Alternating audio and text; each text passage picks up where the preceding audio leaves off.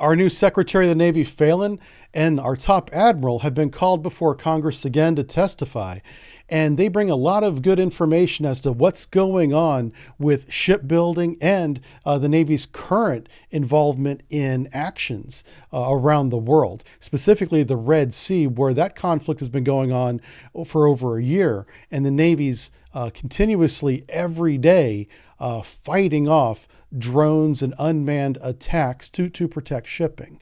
So we're going to start there, but know that this hearing is really about defense spending and why we can't seem to build ships, even though we've been investing billions of dollars year over year for well over a decade now, and we still don't have a Constellation frigate designed yet, even though we're well past the deadline that it's supposed to be approved by the Secretary of Defense. We're going to get into the Columbia class at the very end of this as well as to why that's being delayed. And I think you'll find it very insightful, some of the things our Secretary of the Navy have found from his business background perspective into how the U.S. Navy conducts itself with contracts and hiring shipyards to build our ships and submarines. Take a look at this. Today we meet at a time of increasing global instability. The Navy and Marine Corps are under extraordinary operational demand, responding to threats across every domain. For the past 19 months, naval forces have engaged daily combat operations in the Red Sea to protect international shipping from Iranian-backed Houthi attacks. Our top admiral, Admiral Kilby, gave an update on what the U.S. Navy has been going through in the Red Sea. Our sailors are fighting every day. In the past year, our sailors have defeated hundreds of drones and missiles and executed dozens of offensive strikes in the Red Sea and the Eastern Mediterranean. They have strengthened alliances and deterred Chinese aggression in the Western Pacific.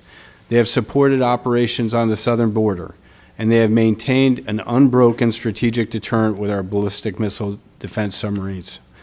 In short, our Navy, integrated with the Joint Force, remains postured to ready to fight and win. China's rapid naval buildup is reshaping global naval balance. The Indo-Pacific will be a decisive arena for this century. Admiral Pomparo, the Indo-Pacific commander, recently testified that China is outproducing the U.S. in advanced fighters and is now positioned for the first time to surpass the United States in air superiority in the Pacific. Secretary Phelan has done something that I haven't seen any other SecNav do in his first 30 days. He's visited multiple theater commands and has come before multiple public hearings like this one to report his assessment in the state of our Navy. In my first 30 days as SecNav, I visited the Indo-Pacific, the southern border, the Gulf of America, several of our installations, and 8 public and private shipyards to see our operations and challenges firsthand. I look forward to sharing my observations with you today. The United States commands the most powerful maritime force in the world, but that dominance is under threat.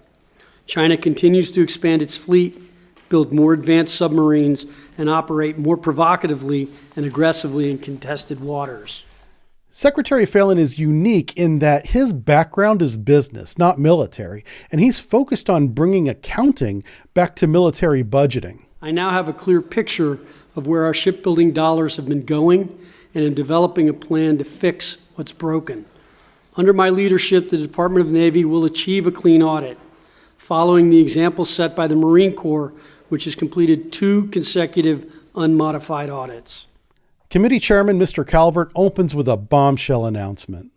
The committee is continually concerned about the reported 18 to 24-month delay in the Columbia-class submarine program. As you know, the retirement timeline for the Ohio-class boats is apparently, unless I'm corrected on this, is non-negotiable due to the aging hull. A year ago, I discussed the Columbia-class ballistic missile submarine was falling behind schedule, and I was very concerned about this. The shipyard fix for this was to take workers from the Virginia-class construction and put them on the assembly line for the Columbia. This resulted in both assembly lines falling behind. So now we have a Virginia class that's delayed and a Columbia class that falls further and further behind. We continue to see troubling delays in the delivery of key platforms including the Columbia-class ballistic missile submarine, the Constellation-class frigate, and the Virginia-class attack submarines. These delays not only impact operational readiness, but they also create a growing strategic risk at a time when China is expanding its fleet at an unprecedented pace. This is something I brought up last year as a concern. One of our Patreon supporters works on the Columbia program, and he informed me privately that things were not as far behind as the Government Accountability Office was reporting last year, and that the schedule would be back on track. Well, it's been a year, and the Columbia is delayed now more than ever. This is the same problem that the Secretary of the Navy found. Listen closely to what he says. And I think, honestly, it's just sitting and going and talking to the workers and ways of improving workflow. And so these are things that I've met with the CEO of General Dynamics and Huntington Ingalls to talk about this and go through it.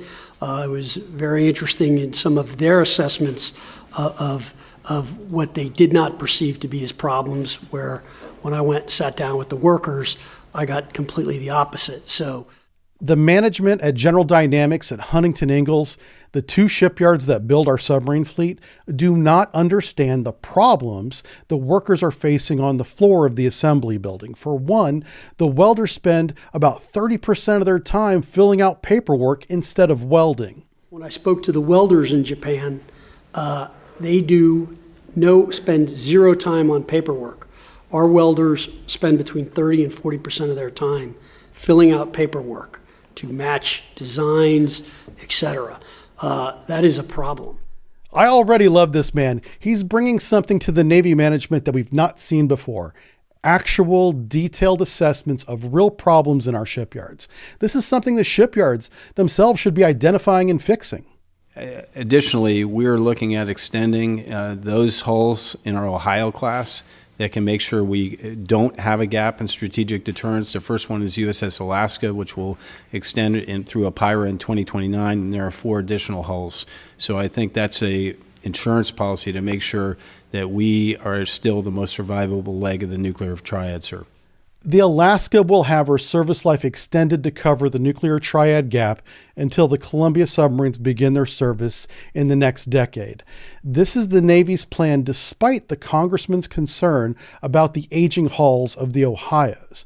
The Alaska's keel was laid in 1983. That's over 40 years ago. And since then, she's completed approximately 75 patrols. The Navy is going to risk the lives of the sailors on the USS Alaska into the 2030s, when it will be over 50 years old, and who knows how many more patrols after that, because the Columbia is behind. The mismanagement at the shipyards is putting sailors' lives at risk by extending these Ohio hulls into a 50-year-plus service life.